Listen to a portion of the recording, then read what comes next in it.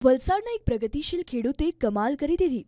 પોતાના ખેતરમાં લાલ જાંબુ ઉગાડીને બતાવી દીધા. અને આ લાલ જાંબુ સામાન્ય નથી કે આ છે થાઈલેન્ડના જાંબુ. તમે વિચારતા હશો કે આ વળી કેવું ફળ છે. ઘણા લોકોએ તો આ ફળ જોયું પણ નહીં હોય. ચાલો અમે તમને જણાવીએ. આ છે લાલ જાંબુ. એ પણ થાઈલેન્ડના છે. જી હા, તમે જે ફળ જોઈ રહ્યા છો તે થાઈલેન્ડનું ફળ છે અને એ પણ લાલ જાંબુ. નવાઈની વાત એ છે કે આ જાંબુ થાઈલેન્ડથી ઇમ્પોર્ટ નથી કરાયા, પરંતુ થાઈલેન્ડના જાંબુ વલસાડની ધરતી પર ઉગાડ્યા છે. વલસાડ જિલ્લો આમ તો વલસાડી કેરી માટે જાણીતો છે, પરંતુ ઉમરગામના એક પ્રગતિશીલ ખેડૂતે પોતાના બાગમાં થાઈલેન્ડના લાલ જાંબુ ઉગાડી બતાવ્યા. હર્ષલ ગાલાના ખેડૂતે 1 એકર જમીનમાં થાઈલેન્ડના લાલ જાંબુના 300 રોપા વાવ્યા, જેમાં એક ઝાડ પર એક ફ્લાવરિંગના 10 કિલો જાંબુ ઉતરે છે.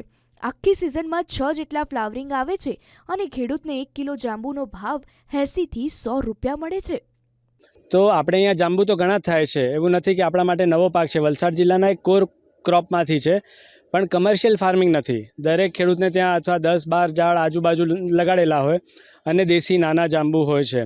હવે આ જાંબુ અમે ત્યાં ખાધા તો ખાવાની મજા, ચવ એકદમ અલગ હતું અને વિચાર કર્યો કે આ ક્રોપ ચાલી શકે. ભલે આમ નોર્મલી જાંબુના ભાવ નથી હોતા, પણ ટ્રાય કરીને એનું સ્પેશિયલ માર્કેટિંગ કરી શકાય.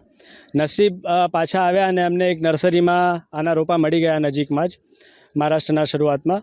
તો અમે લઈ આવ્યા. 5 રોપાથી ચાલુ કર્યું. પહેલાં લોકોને ખવડાવ્યા, ઘણી સારી ડિમાન્ડ આવી, તો અમે પછી એમાંથી કલમ તૈયાર કરી અને 1 એકરમાં 300 રોપા લગાડ્યા છે અને છેલ્લા 7 વર્ષથી માલ લઈ રહ્યા છીએ એમાં.